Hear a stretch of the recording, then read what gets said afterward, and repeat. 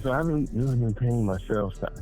I can't register my trucks. Like within a month, I'll get another one and register in my wife's name because I can't. If anything is in my name, they will put me on the hold and I'll be in the same situation. I will say this, I would not recommend running from it. Like the whole registration thing, bouncing around, this is gonna become a cloud over your head. I'll come back to trying to solve this, but just to be blunt, have you considered bankruptcy? I don't like going that path, and I do think there's ways to solve this problem still. What's the monthly payment if you were to go back on the plan? Or they're not offering the plan anymore. It's like, hey, you crossed that line and now we want 45K. If you pay up front for the next 12 months, some percentage, 15, 20% of people will take you up on it. And so what I would highly recommend, this is gonna be crazy, but it's gonna be the thing that potentially gets you out of this. So I had this one because I've been in business for like almost 8 years, and I have so I haven't really been paying my sales tax. Okay. All right. I made payments, but I owe maybe like I don't know 45 on it, and yeah, that's just I just don't know. And now I can't register my trucks. Right.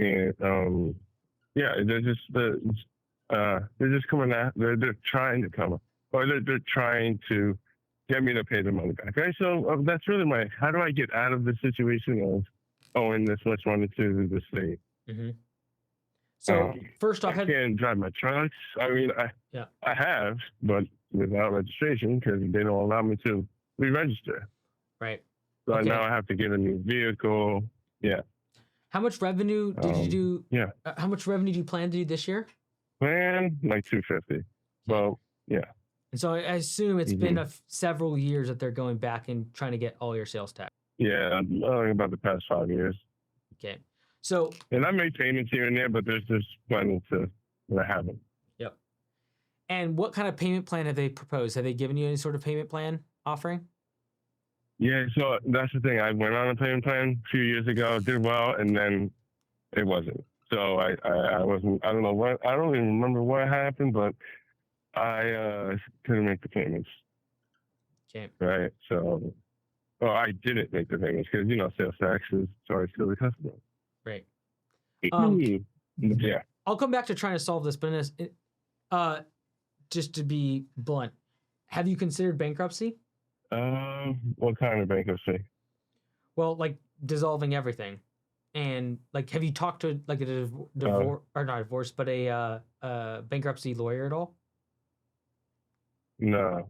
I don't like going that path, and I do think there's ways to solve this problem still, but like it might be worth talking to them.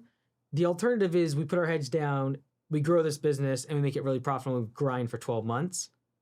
But like, what's the monthly payment if you were to go back on the plan? Or they're not offering the plan anymore. It's like, hey, you crossed that line and now we want 45K. Yeah, so now they're telling that I could give them 20K, and then we could get on the plan. Or now it's probably like 25. Okay, so 25. But I don't have that amount of profit either. Right, I got you. Yeah. So 25K, and then what do you think the monthly payment would be, if you had to guess? Probably like 1,000 or so.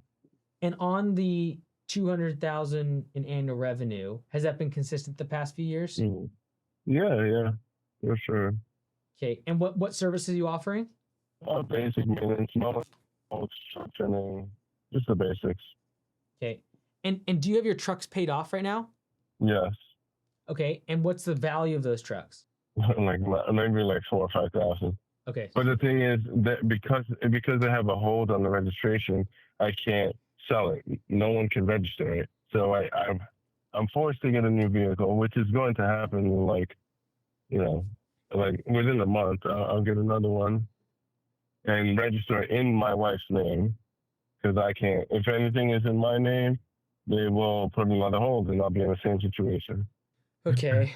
I would recommend talking to a bankruptcy lawyer, mostly because he's going to have a better understanding of your state's legal parameters of what you can and can't do.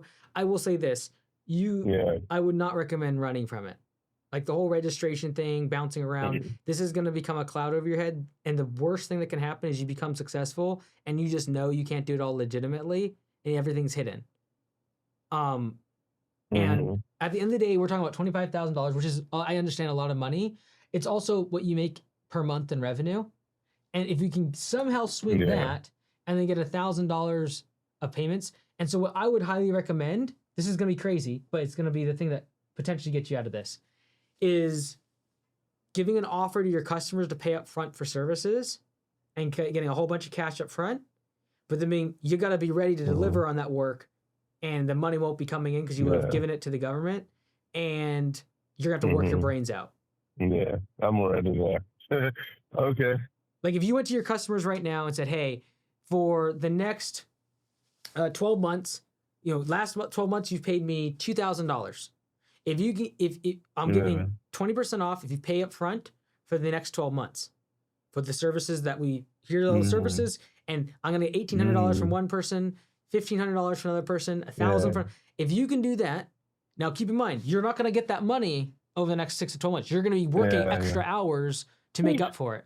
But the objective is to get the 25K so that you can, because you can afford $1,000 a month. You can afford that. Just a quick heads up, and that is for the confession booth for the live call-in show, we're gonna be moving that to the home service boardroom. So if you're inside of the school community, then you'll have access to these live calls. The reason we're doing that is because when I do these live calls, sometimes there is 20, 30 people that are call-in, they're blocked from coming inside the call queue, and I usually only get to about 5 to 15 calls, and so I'm kind of rushed. Whereas inside the home service boardroom, when you're doing one-on-one calling with me, I can take my time, 10, 15, 20 minutes, really get to the ground level of what your struggles are. And this is the Home Service Millionaire channel. And so I want to be able to cater towards those that are already 7 figures plus in annual revenue. So if you're interested in actually being on these calls, just join Home Service Boardroom. Link is in the description. I would highly recommend being vicious and violent with this. And that is immediately going to your customers, if they're on maintenance and recurring revenue, and you can look back at the last 12 months and say, hey, you spent X amount. We're now offering this discount if you pay up front for the next 12 months. Some percentage, 15, 20% of people will take you up on it. And that's all you need, about 20% of your revenue or 20% of your customers to say yes to this for you to be able to get that enough revenue to capture the 25K and start on these monthly payments. And then you're gonna have to put your head down and grind for the next 12 months of performing on work that all that money is gonna go to the government. But I would much rather you build a business where you're not constantly running from the government, putting things in different people's names and licensing and registration, and then people are coming after you, and then you can't buy this piece of equipment, and then you can't get a like. That's a messy way to live life. It's a messy way to run a business, and the best case scenario is you somehow outsmart them for a couple years, but they'll eventually find you out. And so, first off, huge kudos to him for calling. This is why we have the confession booth. There's no way in the world they're going to call in and say your name if this is the type of thing. And I will say this: if you are currently underreporting your sales tax, this is a very short-term thinking strategy that you are currently experiencing. There is no big business that is doing this. Like, oh no, this is one competitor in my local area. There is no company that is running hundreds of millions of dollars, that is legit, that lasts for decades, that is underreporting on sales tax, not trying to get around employees tax. Like for us, if it's a gray area, it's like, great, make them W-2, pay a little extra in taxes. I will sleep better at night, and by me sleeping better at night, I'll be able to deploy discretionary effort and energy and ideas towards growing the business instead of running away from the government. Bad strategy.